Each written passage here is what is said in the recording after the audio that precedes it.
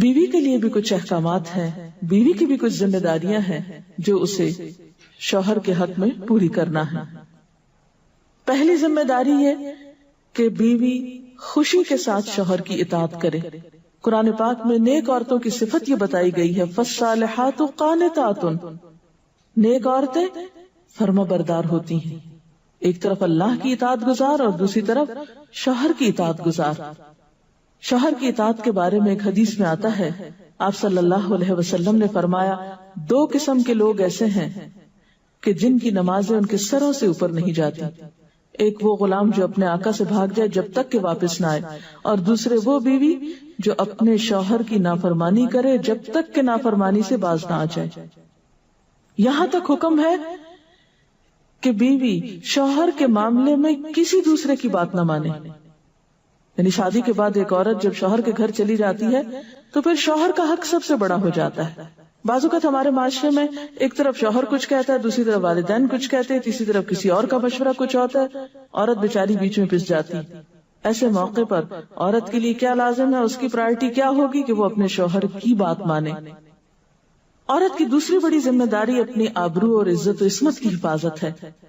عورت کوئی ایسا کام نہ کرے جس سے اس کی عفت و عصمت پر کچھ حرف آئے۔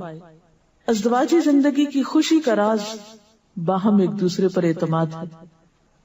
اگر کوئی بھی ایسا کام عورت کرتی ہے جس سے شوہر کے دل میں شک ہو جاتا ہے، اعتماد ختم ہو جاتا ہے، تو اس سے ازدواجی زندگی کی خوشیاں ختم ہو جاتی ہیں۔ یہ اعتماد بے حد ضروری ہے، اور اس کے لیے اپنی عزت عصمت کی خصوصی حفاظت۔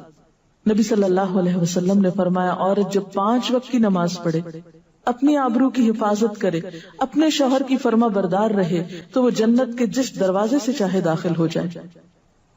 اسی لیے شوہر کی اجازت اور مرضی کے بغیر گھر سے بھی نہیں نکلنا چاہیے۔ حضرت معاذ بن جبل کہتے ہیں کہ نبی صلی اللہ علیہ وسلم نے فرمایا، خدا پر ایمان رکھنے والی عورت کے لیے جائز نہیں کہ وہ اپنے شوہر کے گھر میں کسی ایسے کو آنے دے جس کا آنا شوہر کو پسند نہ ہو، اور وہ ایسی صورت میں گھر سے نکلے جب اس کا نکلنا شوہر کو پسند نہ ہو۔ اطاعت کے علاوہ شوہر کو خوش رکھنا یہ بھی بے حد ضروری ہے۔ نبی صلی اللہ علیہ وسلم نے فرمایا، جس عورت نے اس حال میں انتقال کیا کہ اس کا شوہر اس سے خوش تھا تو وہ جنت میں داخل ہوگی۔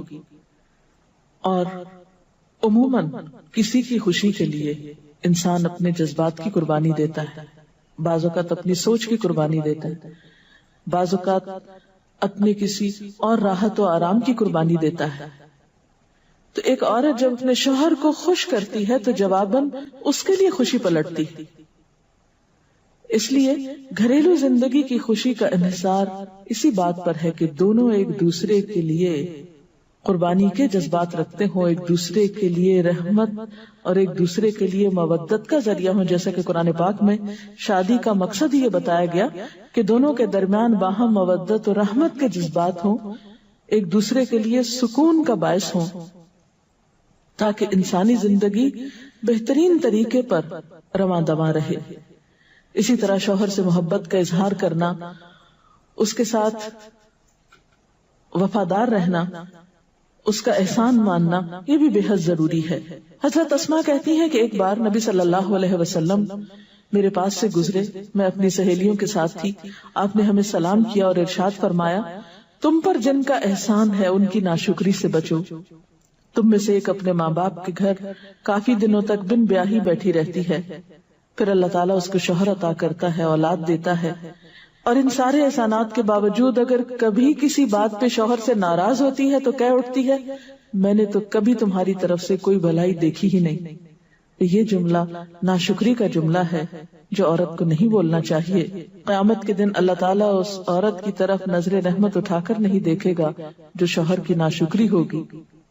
اور آخری بات یہ کہ عورت کے اوپر لازم ہے کہ وہ اپنے گھر بار، مال و اسباب اور اپنی ذمہ داریوں میں شوہر کی مددگار رہے، شوہر کی وفادار رہے۔ آپ صلی اللہ علیہ وسلم نے فرمایا، قریش کی عورتیں کتنی اچھی عورتیں ہیں جو بچوں پہ بہت مہربان اور شوہر کے گھر بار کی حفاظت کرنے والی ہیں۔ آپ صلی اللہ علیہ وسلم نے ایک اچھی عورت کی خوبیاں بیان کرتے ہوئے فرمایا، مومن کے لیے خوف خدا کے بعد سب سے مفید اور باعث خیر نعمت نیک بیوی ہے۔ نیک بیوی کون سی؟ اس کی کیا تعریف ہے کہ جب شوہر کوئی کام کہے تو خوشی سے کر دے، جب اس پہ نگاہ ڈالے تو اس کو خوش کر دے، اور جب اس کے بھروسے پہ قسم کھا بیٹھے تو قسم پوری کر دے، اور جب کہیں چلا جائے تو اس کے پیچھے اپنی عزت و آبرو کی حفاظت کرے، اور شوہر کے مال اور اسباب میں اس کی خیر خواہ رہے، اس کو ضائع نہ کرے۔ ایک اچھی بیوی کی خوبیاں آپ صلی اللہ علیہ وسلم نے بتائیں۔ اور پھر آخری چیز صفائی ستھرائی، سلیقہ، شوہر کے لیے زیب و زینت کا اہتمام، یہ چیزیں بھی ازدواجی زندگی میں خوبصورتی پیدا کرتی ہیں، اور اس کا بھی اہتمام جو ہے پھر ایک عبادت ہو جاتا ہے۔ لیکن ہمارا حال یہ ہے کہ جب ہمیں کہیں باہر جانا ہوتا ہے تو ہم بہت اہتمام کریں گے، لیکن شوہر کے لیے بطور خاص نیت کر کے اہتمام نہیں کریں۔ ہم یہ کہتے ہیں اس کو تو نظر ہی نہیں آتا، اس نے کبھی تعریف ہی نہیں کی، اس کو پتہ ہی نہیں میں نے کیا پہنا اور کیا نہیں پہنا، تو کس لیے پہنے؟ ایک شیطان ہمیں جواز فراہم کر دیتا نا۔ حالانکہ ہر کوئی ڈسکرپٹیو نہیں ہوتا، جس طرح بعض اوقات ہم خواتین بہت ڈسکرپٹیو ہوتی ہیں، اس نے یہ پہنا، اس کا یہ اینگل تھا، یہ ایسا تھا ویسا تھا۔ شوہروں مردوں کی اس طرح کی نظر نہیں ہوتی، پھر ہم ان سے وہ ایکسپیکٹ کرتے ہیں جو ہم خود کر رہے ہوتے ہیں یا خود چاہتے ہیں، وہ اس میں پورے نہیں اترتے تو ہمارے اسٹینڈرڈ سے گر جاتے ہیں۔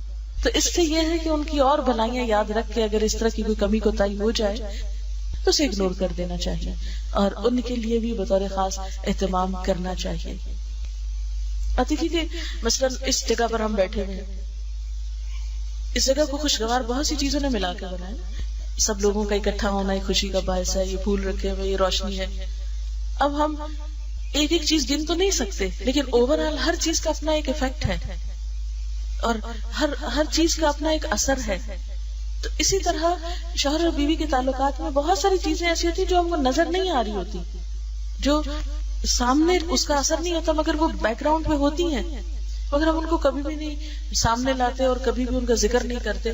تو ہمیں ان معاملات میں تھوڑی کوشش کر کے کچھ احسانات کا کبھی زبان سے اگر بول دیں گے تو اس سے کچھ کمی نہیں ہوتی، لیکن دوسرے کا دل جیتا جاتا ہے، اور دوسرے کا دل خوش کرنا تو بہت بڑی عبادت ہے، اور اس کا آغاز اگر گھر سے ہو تو اور اچھا ہے، کیونکہ گھر والوں کو خوشیاں دینے سے خود خوشیاں اپنے آپ پہ پلٹتی، دے کر زیادہ ملتی ہیں، لیتے وہی ہیں جو دینا جانتے ہیں۔ تو اللہ تعالیٰ ہمیں عمل کی توفیق عطا فرمائے۔